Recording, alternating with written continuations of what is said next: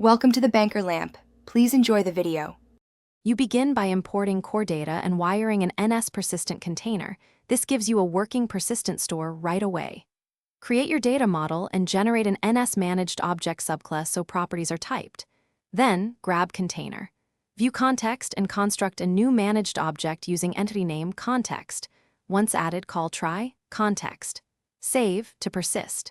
This immediate flow gets your app writing data now. Make sure the container load persistent stores completes before accessing the context to avoid nil stores.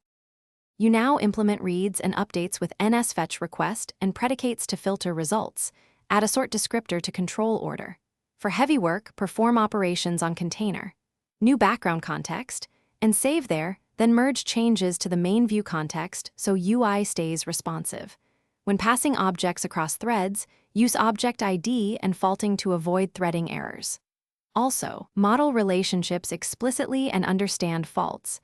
Accessing a fault triggers a fetch, so batch fetches limit round trips and keep performance smooth. You finish by applying deletes or final updates, calling context. Save to persist and then refreshing UI. For schema changes, enable lightweight migration in the persistent store options to avoid data loss during simple model edits. If something goes wrong, call context.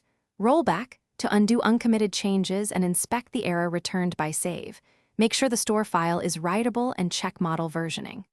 One key troubleshooting tip: verify container. Load persistent stores completed and examine the error message.